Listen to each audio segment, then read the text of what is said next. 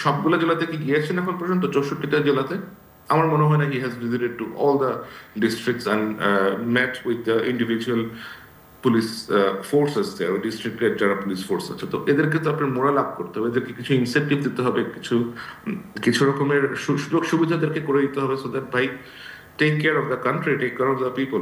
এরকম কোন রকমের মেজর বোল্ড স্টেপ কিন্তু আমরা দেখছি না। জি মিস্টার হাবিব, 86-এ কি হয়েছে, নির্বাচন হয়ে যাওয়ার পরে 48 ঘন্টা ফলাফল বন্ধ করে দিল।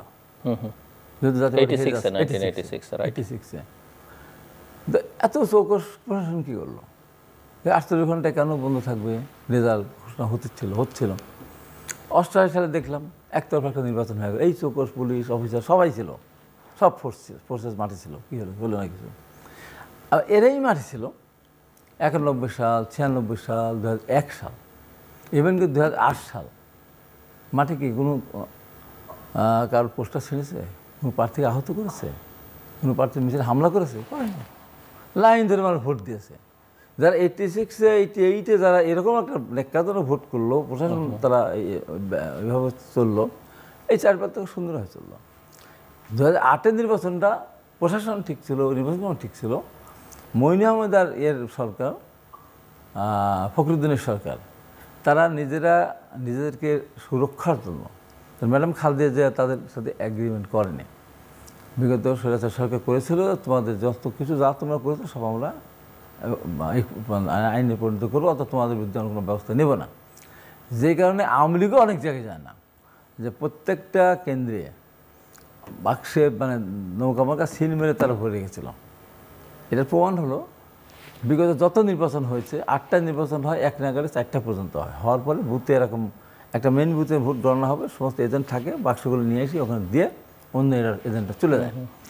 2008 সালে প্রথম 4টা ভোট শেষ হওয়ার পর সব এজেন্টকে বের করতে, সবাইকে বের করে দিয়ে তখন বাক্সে এখানে 9টা ছিল, এখানে 13টা থাকলে তো দেখার লোক ছিল না। এই যে কাজ তারা নিজের সুরক্ষার জন্য করেছিল। তাই বলি যে নির্বাচন 2001 সালে হলো, 6 সালে হলো, 1 সালে হলো, 8 সালেও প্রশাসন করে দিল। আর্মিটা মানে মঈনুল আহমেদ বলতে আমি বলবো সমষ্টিগতভাবে মঈন আহমেদ ফখরুদ্দিন সমর্থক যারা করেছিল, এই প্রশাসন চৌকস প্রশাসন করতে পারল না, আবার এরাই করে দিল। এখন যেটা নির্বাচন, প্রথম শর্তটা হলো, আমি আপনার এখানে বলেছি, দলীয় সরকার ওদের নির্বাচন হলে আপনার আল্লাহ ফেরেশতা পাঠালেও এখানে এসে তারা বিভ্রান্তির ভেতর পড়বে। যে জন্য আমি বারবার বলতাম আপনাদের, বিগত দিনগুলোতে আওয়ামী লীগের প্রত্যেকটা এমপি বহাল ছিল, তার মানে সঙ্গে সঙ্গে থেকে নির্বাচন করেছে। এখানে তো সেই সুযোগ নেই। অতএব এখানে প্রশাসনের এমন কোনো প্রয়োজন পড়বে না, যার যার ভোট ঠিক মতো দেবে। আর যে সংস্কার করতে যাচ্ছে যে নির্বাচন কমিশন, সংস্কার পরিষ্কার বলে দিক যে কোনো প্রার্থী যদি আর কোনো প্রার্থীর উপরে হামলা করে, সঠিক যাচাইয়ের মধ্যে দিয়ে তার প্রার্থীদের বাতিল করে দেওয়া হবে। ভোট কেন্দ্রকে মারামারি করে লাইনের ভিতরে ভোট দিতে যায়, সেক্ষেত্রে তার ভোট প্রার্থীদের বাতিল একটা ঘোষণা দেন না, সব সুদা হয়ে যাবে, কেউ আর যদি তাকাবে না, প্রার্থীটা বাতিলের ঘোষণা দেবে যদি অন্যায় করলে। তাহলে প্রশাসন এখানে সোজার মতো আনসারও লাঠি নিয়ে দাঁড়িয়ে থাকে, তারপরে ভোট করার ক্ষেত্রে কোনো সমস্যা নেই। সরকার ইচ্ছা করে 3 মাসের ভিতরে ভোট করতে পারে, ভোটার লিস্ট আমাদের রেডি, ভোট করতে সমস্যা কী?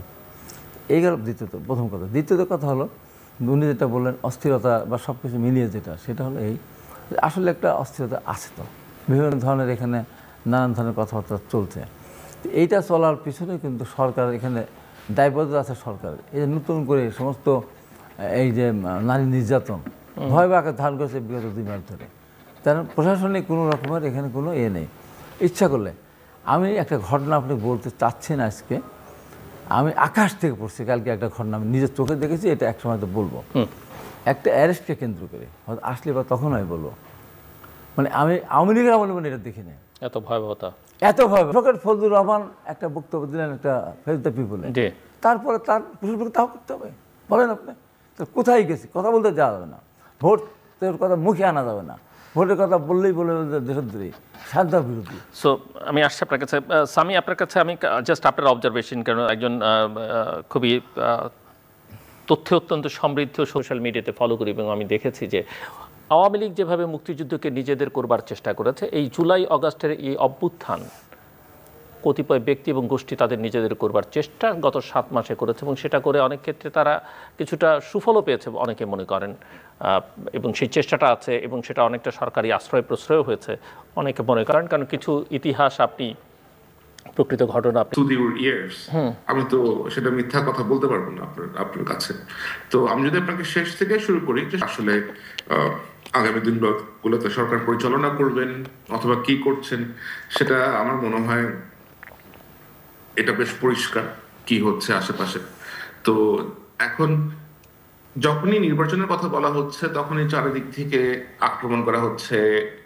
আমি এটা যারা এটার কথা বলছে they want to favour BNP অথবা জামাত, অন্যান্য পলিটিক্যাল পার্টিগুলোকে। সব থেকে অবাক করার বিষয় এখন তো যারা ইভেন যারা আপনি ভারতের প্রসঙ্গ তুলেছেন, যারা ভারতের নানা কাজের সমালোচনা গত 15 বছরে করেছে, এখন নির্বাচন চাইলে বলা হচ্ছে সে ভারতের দালাল, সেটাও বলা হচ্ছে। হ্যাঁ, সেটাও বলা হচ্ছে। প্লাস আপনি দেখেন যে এত বছর বিভিন্ন ভাবে একইভাবে নির্যাতিত হওয়ার পরেও এই বিভিন্ন অপোজিশন যে পার্টিগুলো আছে, বিএনপি বলেন, জামাত বলেন, আপনার যারা বাংলাদেশের রাজনীতি করেন, গণ অধিকার পরিষদ বলেন, বাম ডান, এদের মধ্যে কোনো রকমের কোঅর্ডিনেশন নাই। প্রত্যেকের মধ্যেই যে আমি খাবো অথবা আমি আগে আসবো, আমি এটা করব, আমি তোমার থেকে বড়, তুমি আমার থেকে ছোট। Nobody feels for the country. আমার মনে হয় যে আপনার যেটা একটা দেশ, এটা যে আপনার দেশ, এটার লোকজনগুলোর চিন্তা যে আপনাকে করতে হবে, এটার ইকোনমি যে আপনাকে কারেক্ট পথে আনতে হবে, মানুষের পিস এন্ড স্ট্যাবিলিটি যে আপনাকে এনশিওর করতে হবে। আমি অ্যাকচুয়ালি ঠিক দেখি না যে তারা এগুলা নিয়ে কনসার্ন হয়ে সব ভেদাভেদ ভুলে গিয়ে যৌথভাবে একটা লক্ষ্যের দিকে আগাচ্ছে। সেসব না করে আপনার এ পার্টির লোকজন বি পার্টির দিকে কাঁথা ছুটতেছে, বি পার্টির লোকজন এ পার্টির দিকে কাঁথা ছুটতেছে।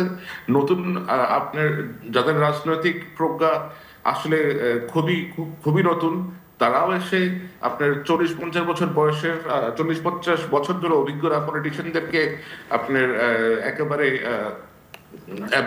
অ্যাবিউসিভ কথাবার্তা বলতেছে। তো এক্সপেরিয়েন্স ডাজ ম্যাটার। হ্যাঁ, এক্সপেরিয়েন্স, জীবনের অভিজ্ঞতার একটা মূল্য আছে। তো এই যে আমার টক শোতে আজকে যিনি এসেছেন, উনি তো রাজপথে পলিটিক্স করে আসছেন, উনি অনেক কিছু জানবেন যেটা আমি জানবো না, এবং সেটা আমাকে অ্যাকসেপ্ট করতে হবে। একটা মানুষ তো আপনি সর্বজান্ত হতে পারবেন, অথবা আপনি ধরেন 25-26 বছর বয়স হয়ে আপনি 70-80 বছর বয়স অথবা 50-60 বছর বয়সের একটা লোকের মতো জ্ঞান রাখতে পারবেন না। অনেক ক্ষেত্রেই আবার হতে পারবেন, সেটা আবার ডিফারেন্ট হবে। তো ওইটা স্বীকার করে নিতে হবে।